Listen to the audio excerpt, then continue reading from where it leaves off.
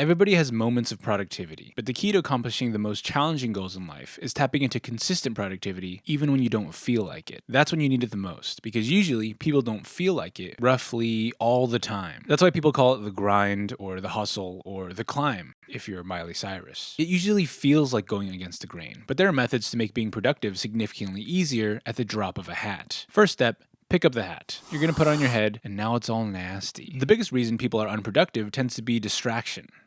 Hey, are you paying attention right now? Oh, sorry, okay, my bad. In the modern age, everyone has a phone, tablet, laptop, TV, all grasping at your attention. So it makes sense that attention is much more scattered these days. People often find themselves watching video after video, hypnotized by their phone. If this is you watching this video, I mean, you can finish this video. One more couldn't hurt. But afterwards, you can try a couple quick solutions, like putting your phone in another room. Wait, whose phone is this? I live alone. Or using your phone's limit screen time function and having someone else lock it with a password.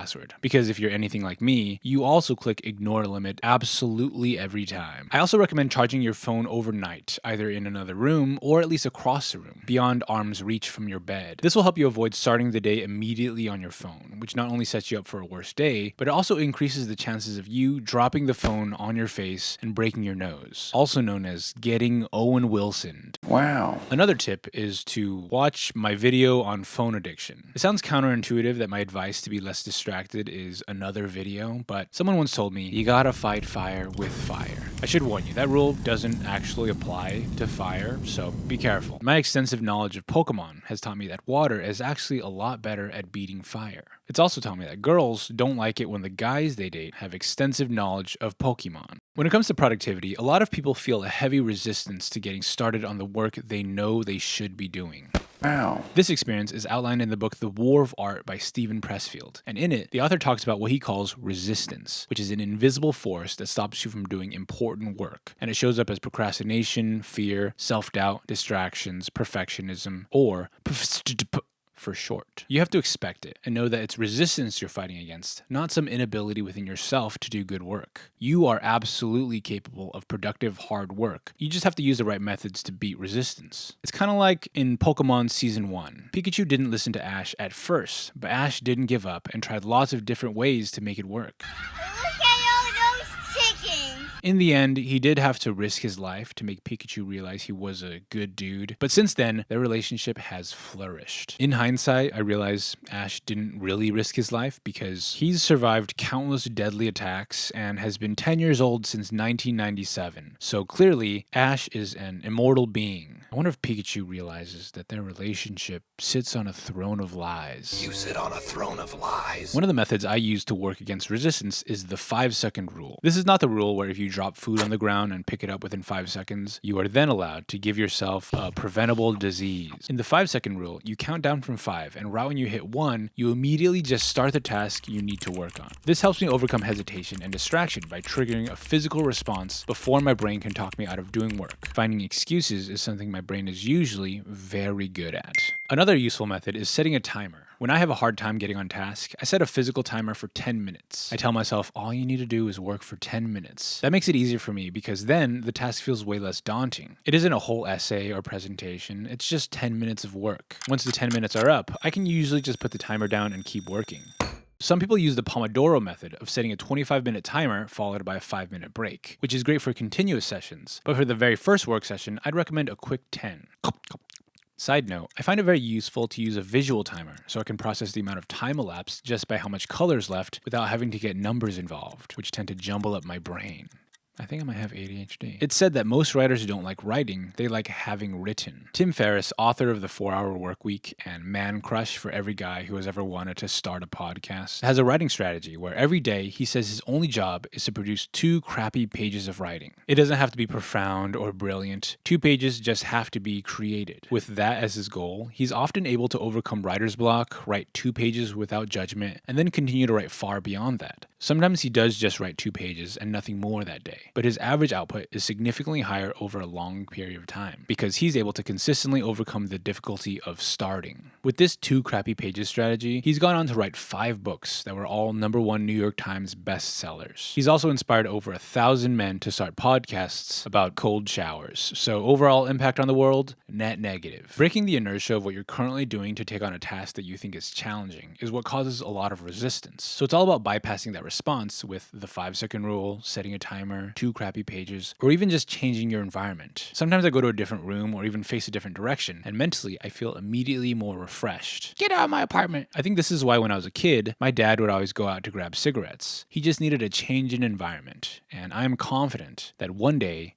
he'll come back home. Changing your environment releases dopamine in the brain, and one of dopamine's functions is to make you more alert to scan the new environment. This also gives you more focus, which you can tap into for a quick productivity boost. This is why a lot of people are more productive in cafes, libraries, or co-working spaces. They're leaving behind all the automatic triggers of their room that fog their mind, and they're starting fresh. Some people need to feel fresh because of distractions or even past traumas. Luckily, I don't have any past traumas because he's coming home. He's coming home. I'm also very productive in public spaces because people are all around me, and I'm usually just trying to convince them that I am a normal person. But when I'm home in my room, it's a little different.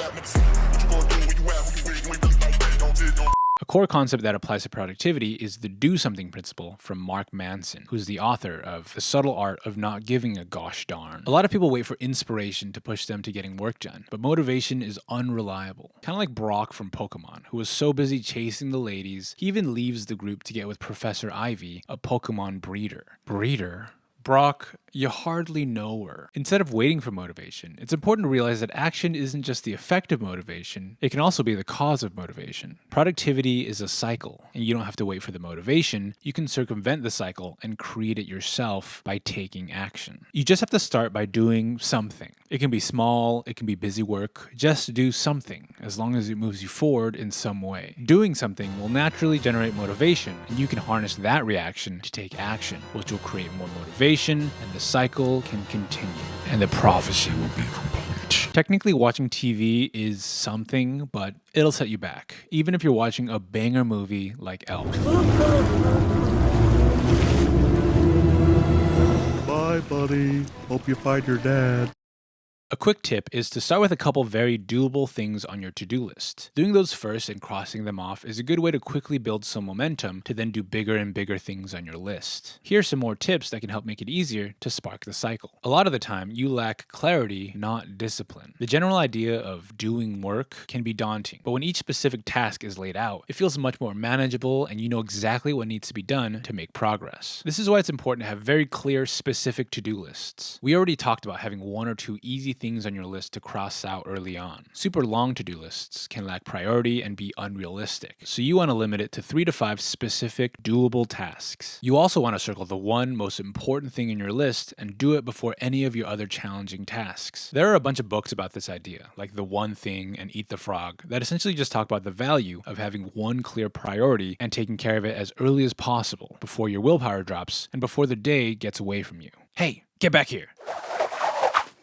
Don't do that again, okay?